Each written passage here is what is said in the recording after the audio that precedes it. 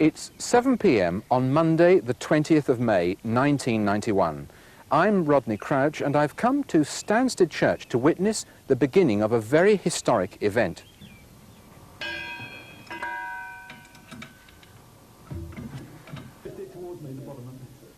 Well, what is going to happen this evening is we're going to take out the oldest bell in the church, which dates from between 1418 and 1440. It's going to be lowered 30 feet out of the tower, and then we're going to put it on a trailer which has been loaned to us by the Royal Artillery at Woolwich, and then it will be put in under cover for our carnival event on Sunday the 9th of June. And where is it going on the 9th of June? We will start from here, and it will go the full 25 miles by road, effectively up the A20, in 6 separate stages, all the way to Whitechapel Bell Foundry in Whitechapel Road. Now, you've got a very large number of people who you hope are going to accompany the bell. That's right. That's obviously for fundraising reasons, but also for security reasons, because I gather that on some previous occasion, a bell went missing, didn't it? Well, that's right, Rodney, yes. In fact, not here, but in the neighbouring parish at Trosley. The story goes that in around 1750, one of the church wardens volunteered to take one of their 3 bells down and back to Whitechapel Foundry. It was cracked, it needed recasting, so the bell was lowered down, put on his pony and trap. He, the bell, and the pony and trap set off and were never seen again. Well, we sincerely hope that doesn't happen in this particular case. Well, I can hear some ringing going on inside the tower, as indeed they're beginning to move the bell from its cradle. Let's go inside and see what's happening. Let's do that.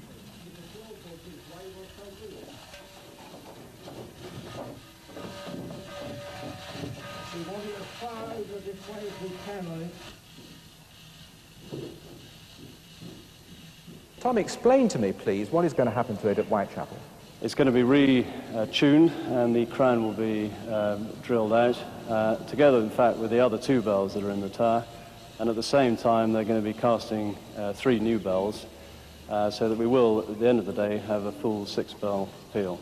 And what is all that going to cost? About £45,000. But the initiative for this has come from an anonymous benefactor who's pledged £25,000 towards the whole cost. So you need another £20,000. How are you going to raise it? Well, principally through this Bellpool Carnival. I mean, we've got so far 200 walkers. They are all being sponsored in varying amounts, and we hope perhaps that one event will raise perhaps £10,000. Lift his legs up for him. Watch out, one day. Okay, that's okay. Come on, stop.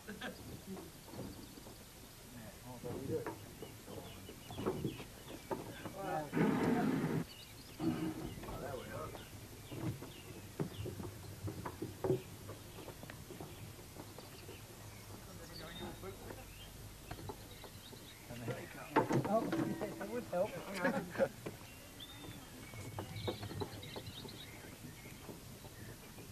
Don't worry, we've got Nick hanging, so... Oh, we'll take a bit of rope on there. Work up.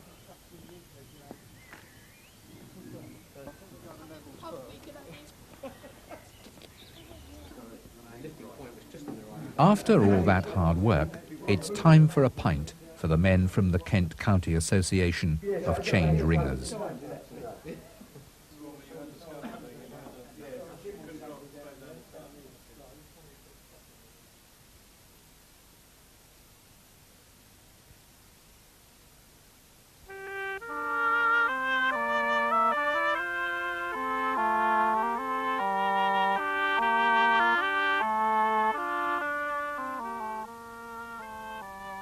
It's now 6 a.m. on Sunday the 9th of June. At that time of the day, 2 people might be called a crowd, but listening to Gordon and Vicky Hunt are gathering their fellow parishioners and friends who will walk with the bell for the first stage of its 25-mile journey.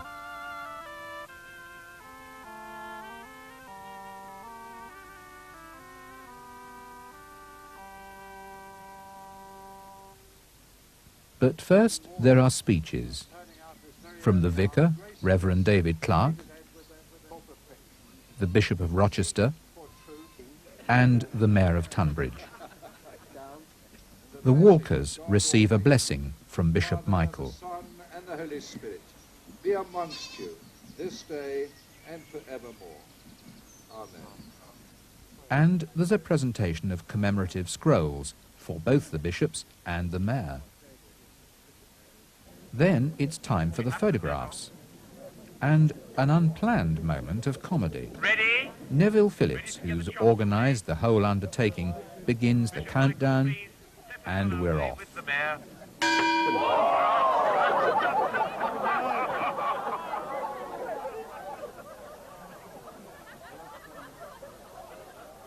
Away we go.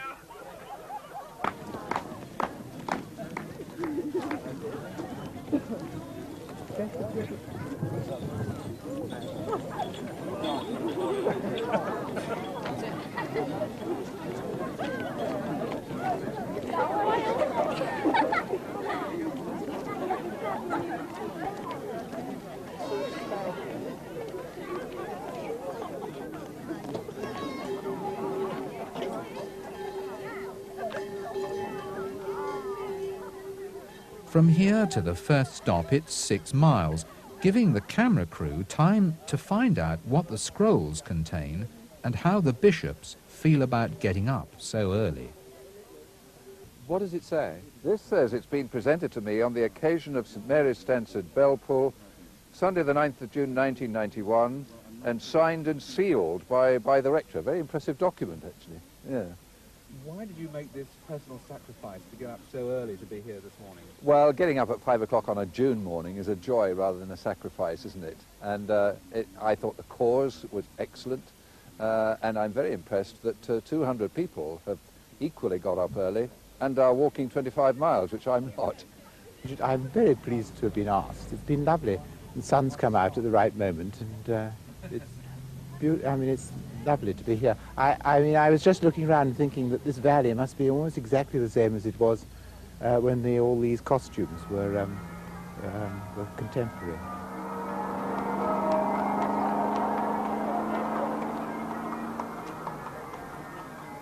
But what's so impressive about today is that this is just an imaginative community exercise, and I guess there are lots of people here who appreciate the bells, and they become an important part of village and community life. And so it's not just the immediate churchgoers who are involved in this, but the whole community.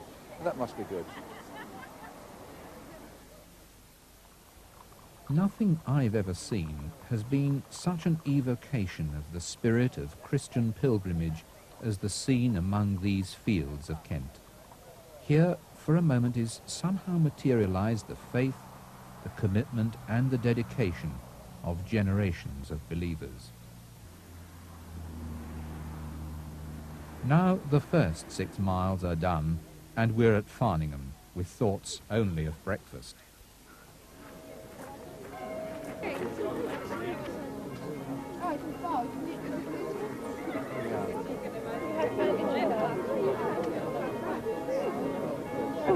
We have some modern mead from Ratsford. We have maybe off take. We have some. Yeah.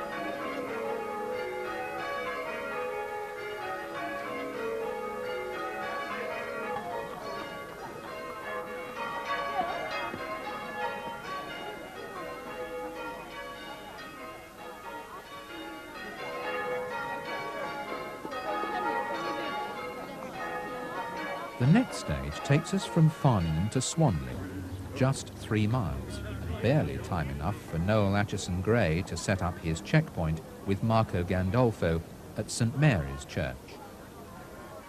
I think it's been a tremendous response from the Stansted parishioners, and everybody has done very well with sponsorship. Here we're joined by Jazz Unlimited for the next leg, the 4 miles to Sidcup, which takes us past Ruxley Manor and Ruxley Corner.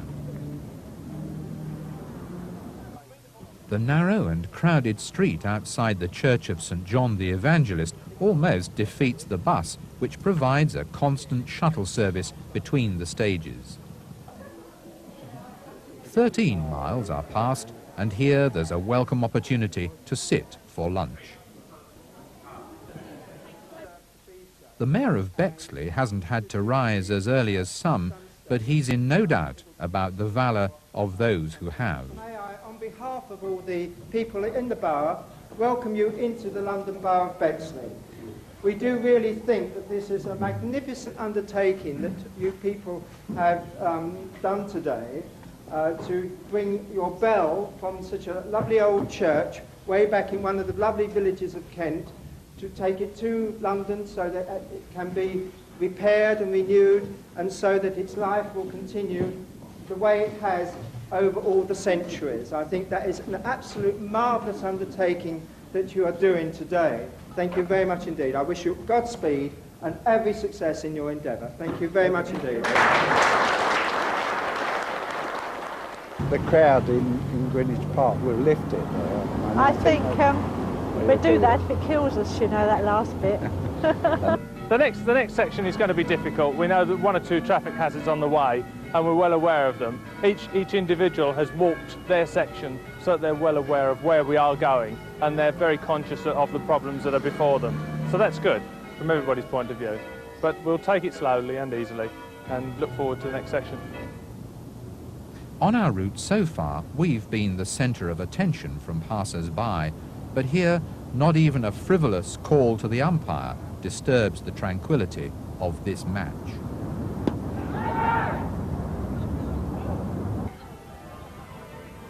Elton, and we're tangling with the Sunday traffic, impatient to get to their urgent leisure pursuits.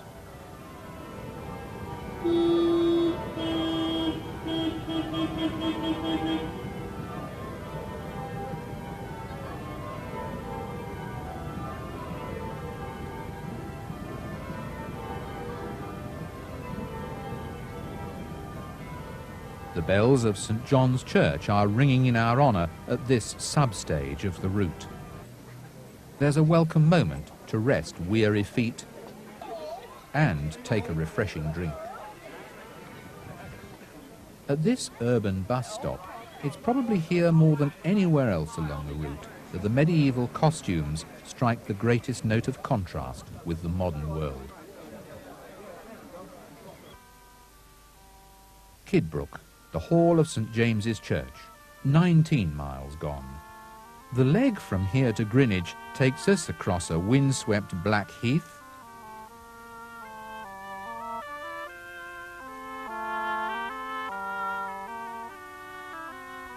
before we plunge down the hillside of Greenwich Park.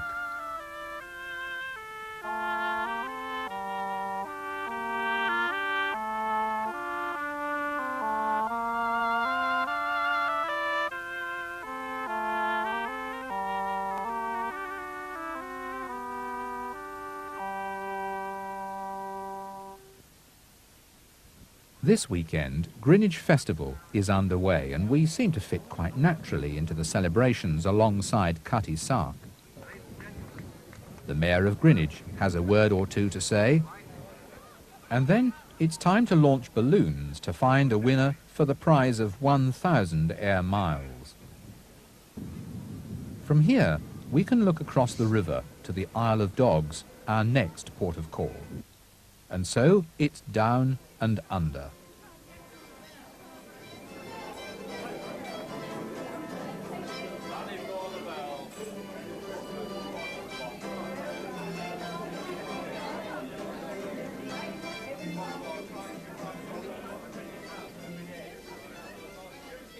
Town where we came from in Tasmania, there's we've had a church bell sent to the same foundry and ordered 17 more to suit the tuning of that particular bell to hang in the church of what is known as the Church of Apostles back in Launceston, Tasmania.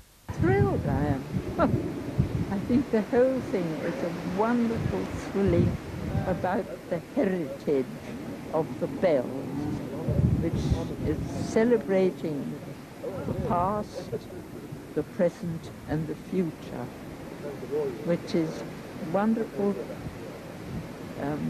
event really to be connected with. I think it's been the most tremendous success, and I can't remember any event we've ever organised in our parish that's brought in so many people of different ideas, ages. You know, it really has been a great success from that point of view. Because we're three separate villages, you see, and we don't always combine in everything we do, or we don't quarrel, but I mean, we don't always combine. And this has brought everybody together, which is jolly good. Now, with the Mayor of Tower Hamlets, the end is in sight, or at least it seems closer. But when eventually the head of the column arrives at Whitechapel Foundry, there's a general feeling that it was further than the 3 miles promised in the route details.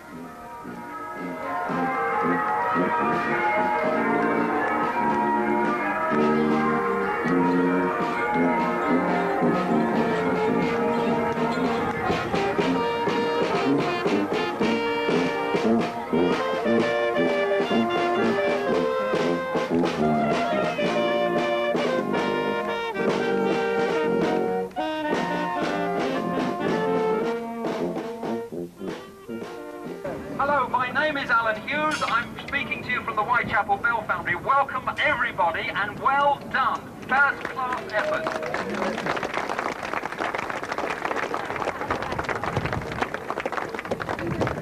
It's lovely to see our bell back again after all these years. You really have done very well. Thank you.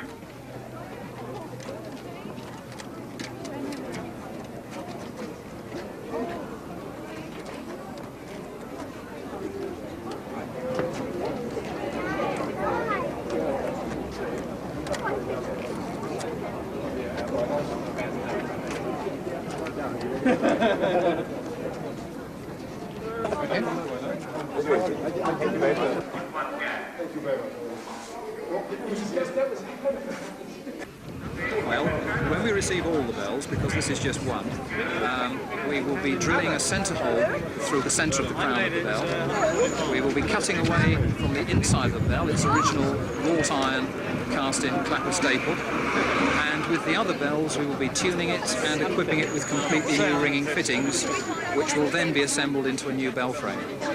We also have to cast 3 new bells, so that your 3 come back as 6. And how long is all that going to take? Well, the bell has arrived somewhat prematurely. We won't actually be starting on work on it for many months, but we should be starting work seriously on the project early in 1992. And delivery when? Here we are. Oh gosh, I need notice of a question like that.